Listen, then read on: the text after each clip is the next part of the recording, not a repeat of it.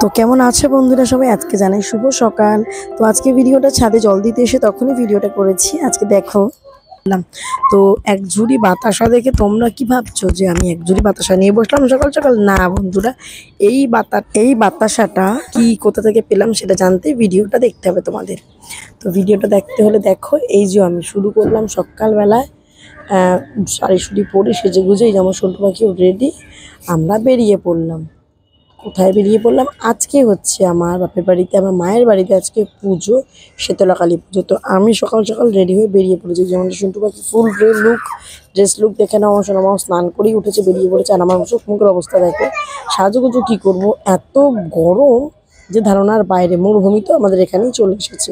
আমরা অটোতে উঠে গেছিলাম। এই যে সন্টু পাখি ফোনটা ধরেছিল বলে আমি ভিডিওটা করছিলাম, ও আর কি হ্যান্ডেলটা ধরে বসেছিল অটো, আমরা ধারে বসেছিলাম বলে ভিডিওটা করলাম। দেখো রোদ্দুর, দেখো বাইরের আবহাওয়াটা দেখো, আলো দেখো চকচক করছে, ওই জন্য আর কি ভিডিওটা করা অটোতে বসে। আমি এখন সেমভাবেই বসেছিলাম, তাই ভিডিওটা করতে পারছিলাম। তো দেখো কি রোদ।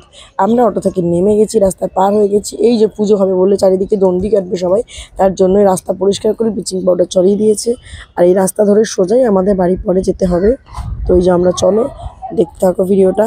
ফুল টুল সবই নিয়ে নিয়েছি। মা কিছুক্ষণ বাদে গিয়ে মনে পড়লো বাতাসা, তারপরে ধূপকাঠি, দেশলাই, মোমবাতি এগুলো তো কিনিনি, আবার একটা দোকানে দাঁড়িয়ে এগুলো সব কিনলাম।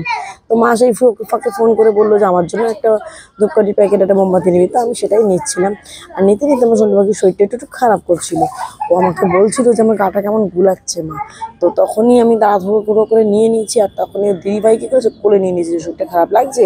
তো বাড়িতে গিয়ে দেখি হ্যাঁ সত্যিও শরীরটা খারাপ লাগছিল। কারণ মাকে তখন রেডি হতে শুরু করতে বলেছি, পুজো দেওয়ার সময় হয়ে গেছে। আমি দেখে এসেছি এখন পুজো নিচ্ছে, আর শরীরটা খারাপ করছে বলে আমি বললাম ততক্ষণ তাহলে সন্টু পাখি ঘুমা, আমরা এক্ষুনি আসছি।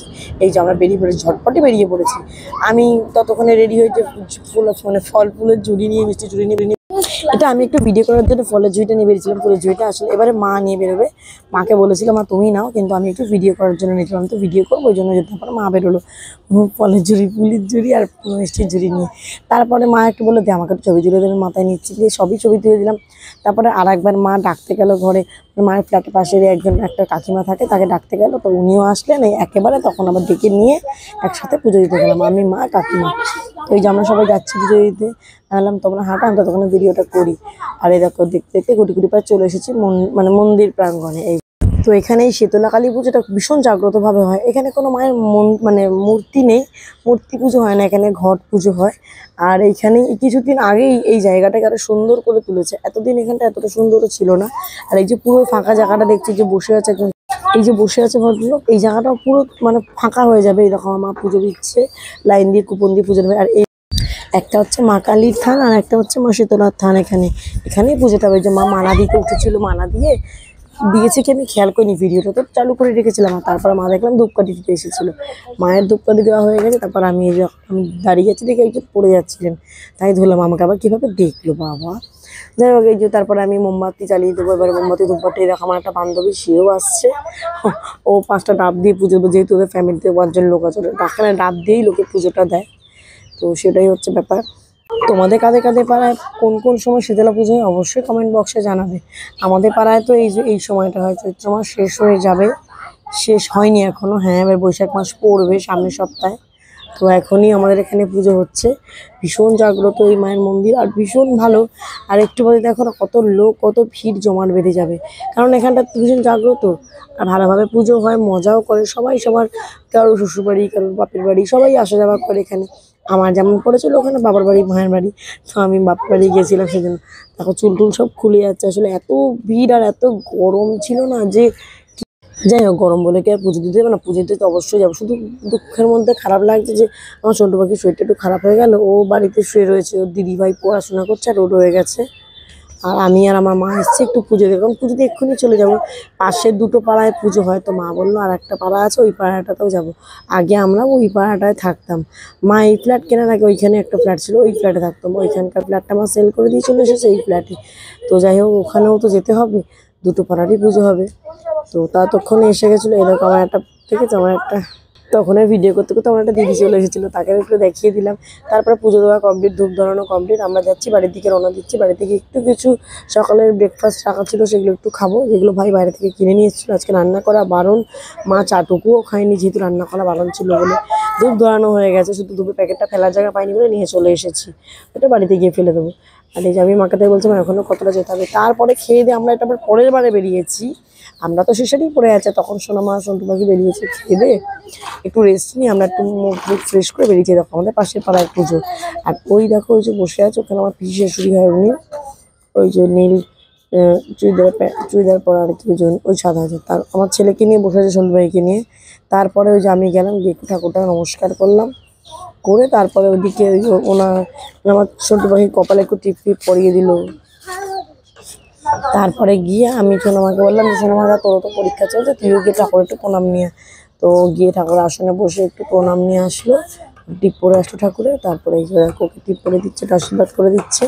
আর তার কিছুক্ষণ পরে আমার মা বললো আমাকে এখানে দাঁড়িয়ে দুটো ছবি তুলে, আমি ভিডিও করে দিয়েছি, ছবিও তুলে দিয়েছি। তো তার মাঝখানে ভালোই লাগছে, আমার দুই মা একসাথে। সব ছবি তোলার পরে এত মালা মা পেয়েছে, দেখো জবার মালাই তো পরে মা এত মালা পেয়েছে, এত মালা পড়বে, আবার নিচে রাখা। আবার ওখান থেকে ঘুরে আবার একটু বাড়ি গিয়ে একটু ফ্রেশ হয়ে এসে গেছি। আবার আমাদের এই পাড়ায় পুজো হচ্ছে শীতলা, এবারে হবে তোমার ডন্ডি কাটা। তখন এত গরম লাগছে, সব আইসক্রিম খেতে ব্যস্ত। বললাম না, আমি আইসক্রিম খাবো না, আমার গলার সমস্যা আছে বলে আমি আইসক্রিম খাই না। আর এই জলটা ঠান্ডা একটু কম বলেই তাই আমি একটু খেলাম। বেশি গরম নেই জলটা, ঠান্ডা নেই, তাহলে একটু খাওয়া যেতেই পারে। তো তাই জন্যই জলটা খেলাম। আর খেয়ে দেখি এখন সন্টু ভাইকে বললাম যে তোরা তো ঠাকুরটা দেখিস নি, দেখে আয়। তো ওই জন্য ওরা দেখতে গেছে, আর আমি তখন বসে আছি। আর ভিডিও রেডি করতে গিয়ে দেখি অন্যদিকে হয়ে গেছে। এই দেখো আমাদের সন্টু ভাইকে সোনামা ঘুরে চলে আসে ঠাকুর নমস্কার করে। আর এই যে এখানে ঢাক বাজাচ্ছে একজন, ঢাকি এসেছে, দূর থেকে আসেন উনি। আর সবাই ডন্ডি কাটবে বলে সবাই মোটামুটি রেডি হয়ে গেছে। সবাই স্নান করবে, এই যে একবারে পুকুরে স্নান। আমাদের বাবার বাড়ি পাড়ার সামনে কি আছে বলো তো, একটা পুকুর আছে। পুকুরটা তো পুকুর দিয়ে স্নান করে উঠেই সব ডন্ডি কাটবে। দেখো আমরা বসে পড়েছিলাম, তাই মাকে বললাম মা তাকাও, মা একবার ভিডিওটা করি। তো মা খুব খুশি হচ্ছিলো যে ভিডিও হচ্ছিলো, এখানে আনন্দ করছে আমরা সবাই।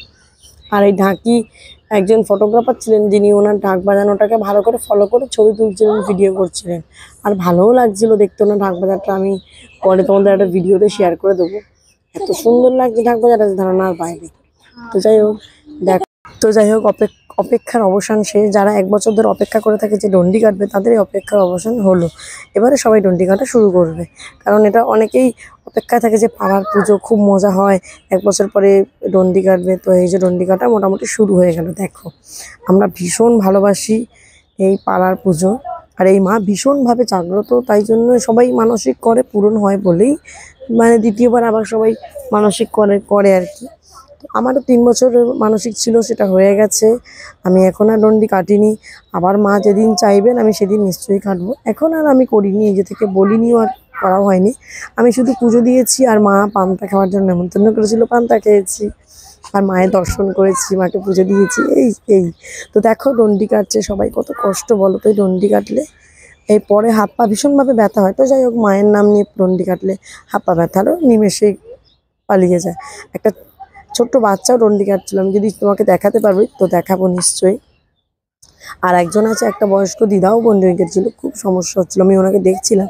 দেখো পায়ে হাঁটুতে ব্যথা থাকতেই পারে তাদের, না? তো একটু কষ্ট তো হচ্ছিল। তো যাই হোক, তারপরেও তারা মানসিক করেছে, মানে বিশ্বাসে তো মিলায় বস্তু, না? তো সেই বিশ্বাসে বস্তু মিলাইছে বলেই না আজকে ওনারা এত সুন্দরভাবে ডন্ডিটা কাটতে পারছেন। তো যাই হোক, যখন ডন্ডি কাটছে সবাই, আর এখানে যে ধূপ ধুনো রেডি করে রেখেছে, এরা সব ধূপ ধুনো ঘোরায়। আজকে যারা ডন্ডি কাটবে তারা তারা মোটামুটি সবাই ঠাকুর, আমরা এটা মনে করি। কারণ আমরা তাদের কোলে বসি, ধুনো পরানো হয়ে যাওয়ার পরে তাদেরকে নমস্কার করি, সব কিছুই করি। আজকে আমরা তাদেরকে ঠাকুরই হিসাবে ভাবি একদমই। দেখো কত কষ্ট হয় ডন্ডি কাটতে। আর আজকে ভীষণভাবে গরম পড়েছিল, ভীষণ বলে বোঝাতে পারবো না, যেন মরুভূমি এসে গেছে নিচে, একদম থর্ম মরুভূমি থেকে কলকাতায় মরুভূমি হয়ে গেছে। ভীষণভাবে কষ্ট হচ্ছিল, তাও তানারা করছিলেন। আমি বাইরে দাঁড়িয়ে ভিডিও করছিলাম। দেখো আমাদের বাইরে পুরো বাউন্ডারি করে ঘিরে দিয়েছিল, তো সেখান থেকে আমরা আর কি ভিডিওটা করছিলাম। বাইরে থেকে ভেতরে তো আর যেতে পারবো না। এই যে যিনি দেখো শাড়ি পরে এই যে বসছেন, ইনি হচ্ছে আমার এক বান্ধবী। আমার সন্টু পাখি যে স্কুলে পড়ে সেই স্কুলে ওনারও মেয়ে পড়েন। তো সেই সূত্রে বান্ধবী, ওনারও একটা বাপের বাড়ির পাড়া, তো আমারও তাই। আমাকে বলছিল তুমি ডন্ডি কাটবে, আমি বললাম না গো আমি তো ডন্ডি কাটবো না, এবছর আমি পুজো দেবো, যাবো বাপের বাড়িতে আনন্দ করব, তুমি কাটো আমি আছি তোমার জন্য, ওখানে দাঁড়িয়ে থাকবো। তো তারপরে সবার যাদের যাদের ডন্ডি কাটা হয়ে গেছে তারপরে তারা বসবে এখন ধুনো পোড়ানোতে। এবারে অনেকের আছে কি বলো তো, কাছাকাছি লোক বসে মানে যদি কারোর বাড়ির লোক পিছনে দাঁড়িয়ে থাকে তো তারা পিছন দিকেই বসছে, কারণ তাড়াতাড়ি করে ধুনো পোড়ানো হয়ে গেলে তাদের বাচ্চা থাকে, কেউ বড়রা বয়স্করা থাকে, তাদের কোলে বসবেন, বসে তারপরে এই নিয়ম পুরো শেষ হবে। আর ততক্ষণে আমাদের এখানে নিয়ম, এই পাড়ার নিয়ম, যারা ডন্ডি কাটবে তাদেরকে একটা করে ডাব দিত, দুটো করে ডাব দিত। এবছরে করেছে ওরা দুটো করে, একটা করে ডাব দিয়েছে, দুটো করে লস্যি দিয়েছে।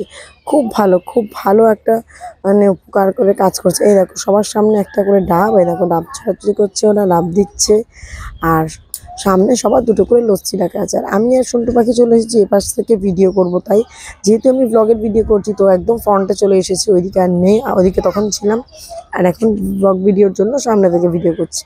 তো কেমন লাগছে তোমাদের আমার এই ভিডিও অবশ্যই কমেন্টে জানাবে। কমেন্ট করে না বললে আমি বুঝবো কি করে তোমাদের ভালো লাগছে কি খারাপ লাগছে। তোমাদের জন্যই তো ভিডিওটা বানানো না, আর একটা ভিডিও বানাতে অনেক অনেক সময়, অনেক ধৈর্য, অনেক খাটনির প্রয়োজন হয়। তোমরা যদি একটু লাইক না করে চলে যাও তো বাজে লাগে, ভালো লাগে না, বুঝলে? তো ওই জন্য একটু ভিডিওতে লাইক কমেন্ট শেয়ার করতে ভুলো না একদম। আর এইগুলো করার জন্য কি করতে হবে, আমার চ্যানেলটাকে সাবস্ক্রাইব করে দিতে হবে, আর বেল বাটনটা প্রেস করে আমার পাশে থাকতে হবে। এই দেখো কথা বলতে বলতে ওনারা ধুনো পোড়ানোর জন্য রেডি হয়ে গেছে।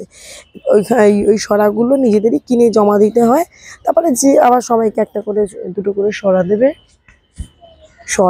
তারপর ধুনো দেবে, ওর মধ্যে পাটকাঠি দেবে, দিয়ে এই ধুনোগুলো পোড়ানো হয়। এই ধুনো পোড়ানোর শেষে একটা ভালো নিয়ম আছে, সবাই যে যার কোলে গিয়ে যাকে যেরকম পছন্দ হতে পারে বা কেউ কারোর চেনা হতে পারে। এই দেখো আমি আগেই বলেছি এটা আমার বান্ধবীর, মানে আমার একটা বান্ধবী হয়, তো আমার ছেলে সামনে ছিল বলে বলছে আয় মানে আমার কোলে বস। তা আমি ওকে বললাম ওর কোলে গিয়ে বসতে, ও ওই কোলে বসে পড়েছে। আমার মেয়েও সামনে ছিল বলে টুক করে একটু বসলো, যে বস শোনো ওনার কোলে। আর আমি বসেছিলাম আমার একটা বোনের কোলে। এই দেখো বোনটার সঙ্গে আগে কথা বলতাম, ওর কোলে যদি না বসি, বান্ধবীর কোলে বসি সমস্যা হয়ে যাবে, একটু রাগ করবে, ওই জন্য ওর কোলে বসিনি। এবারে আমার মা এসে বলছে আমি তো বসিনি, আমাকে একটু বসতে দে কোথাও। আমি বলছি তুমি এক কাজ করো, তাহলে আমার বান্ধবীটা আছে সামনে, দাঁড়াও এই যে এর কাছে একটু বসে পড়ো। ওটা ইশারা দেখাচ্ছে তোমার মা আছে, হ্যাঁ। তো আবার নমস্কার করতে হয়। এরপরে হয়ে গেছে হরিণুরের বাতাসা ছোড়াছুড়ি। আমার মাও একটু বাতাসা হরিণুর দিয়েছিল। আগে আমরা একটু কুড়িয়ে নিয়েছি, ওই দেখো কুড়াচ্ছি আমার হয়ে গেছে এক সরা। ওই দেখো আমার মা এক প্লাস্টিক, ওই প্লাস্টিক, আমার মা ওই কালো প্লাস্টিকে যেটা রেখেছে ওইটাই হরিণুর দিচ্ছে। এই দেখো, তো কেমন লাগলো ভিডিও? এখনকার মতো এখানে শেষ করছি, কারণ আমি আর আমার মা একটু বানিয়ে নেবো ভিডিও। পুকুর পাড়ে একটা সিট বসানো ছিল, সেটাতে আমি আর মামা ভিডিও বানিয়ে নিচ্ছি। আমি এখন বিদায় নিচ্ছি, দেখা হচ্ছে নেক্সট ভিডিওতে। ততক্ষণের জন্য তোমরা ভিডিওটা লাইক করে যাবে।